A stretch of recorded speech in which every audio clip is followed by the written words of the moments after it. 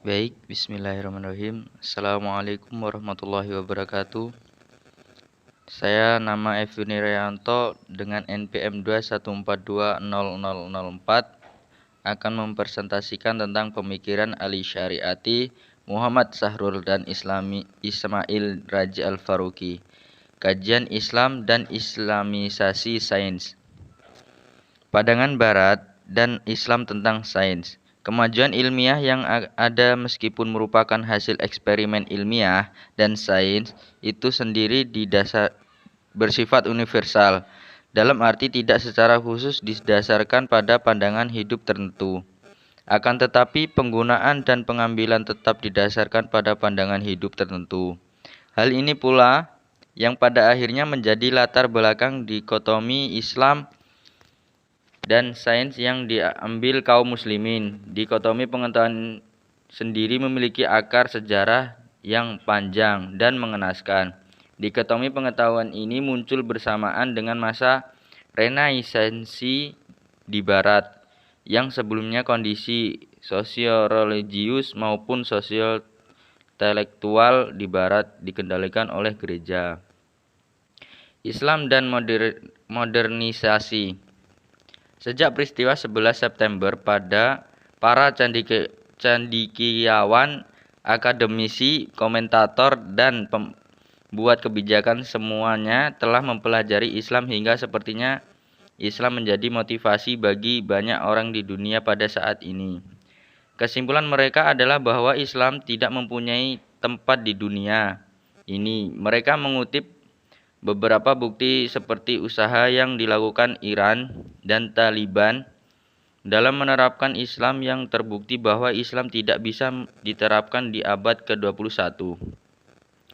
Argumen mendasarkan penentangan terhadap Islam adalah Islam sangat bertentangan dengan nilai-nilai barat yang modern sehingga ia tidak punya tempat di dunia saat ini. Modernitas bagi mereka yang melamin diri sebagai modern memiliki konotasi tertentu atas misi pencerahan.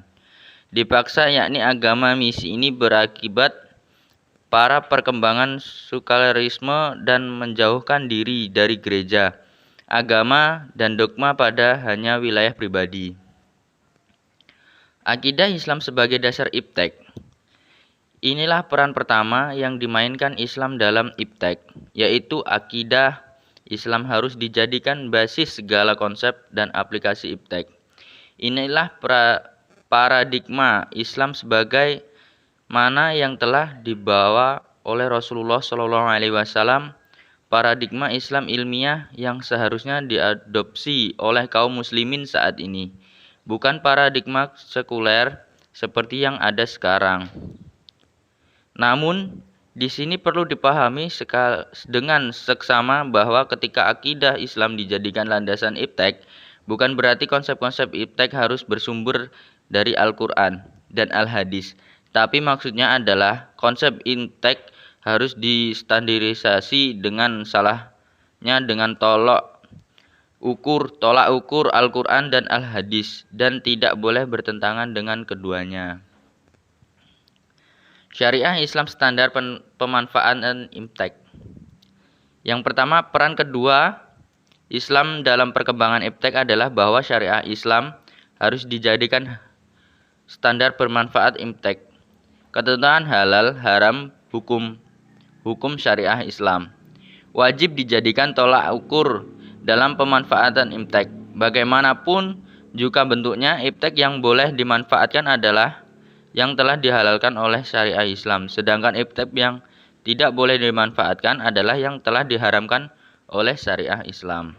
Yang kedua, keharusan tolak ukur syariah ini didasarkan pada banyak ayat dan juga hadis yang diwajibkan umat Islam menyesuaikan perbuatan termasuk menggunakan iptek dengan ketentuan hukum Allah dan Rasul-Nya. Peran negara dalam perkembangan sains. Febrianti Abbasuni dalam bukunya Jalan Baru Intelektual Muslimah memaparkan tentu tentang keunggulan pilar sistem politik Islam. Di antaranya adalah mendorong kemajuan terus-menerus dalam pemikiran sains dan teknologi dan kesejahteraan hidup. Ia memaparkan bahwa kemajuan sains, teknologi, dan pemikiran merupakan keniscayaan dalam Islam karena itu yang pertama munculnya Islam mendorong umat untuk terus berpikir menerus untuk menguatkan iman dan menambah pengetahuan tentang makhluk hidup. Itu ada di Quran surat Al-Hasyiyah ayat 17 sampai 80. Yang kedua, melebihkan ulama daripada ahli jahil. Quran surat Al-Mujadalah ayat 11. Allah menunjukkan alam untuk manusia agar diambil manfaatnya. Realitas ini mengharuskan umat untuk mengkaji alam. Artinya realitas menuntut umat untuk mengembangkan sains dan teknologi. Dan yang terakhir, Islam mendorong inovasi dan penemuan dalam masalah jihad Islam. Misalnya Rasulullah SAW mengembangkan persenjataan dabah saat itu. Jadi kesimpulan dari presentasi ini yaitu kemajuan bidang sains yang merupakan hasil dari pengetahuan yang bersifat universal. Kemajuan yang telah dicapai bisa dipergunakan manusia sebagai sarana untuk mempermudah kehidupannya. Akan tetapi pada ranah penggunaan hasil kemajuan iptek tersebut, Islam memiliki pandangan tertentu. Ada kalanya hasil dari perkembangan iptek tersebut sesuai dengan syariat Islam, ada kalanya tidak. Bagi seseorang Islam, keputusan untuk mengambil hasil iptek tersebut atau tidak, maka yang idealnya yang menjadikan standar adalah nilai-nilai syara, sehingga posisi Islam dalam bidang sains adalah sebagai sebuah standar seorang muslim untuk menilai produk sains seperti apa yang hendak dikembangkan dan produk mana yang harus ditinggalkan. Terima kasih banyak, semoga bermanfaat. Wassalamualaikum warahmatullahi wabarakatuh.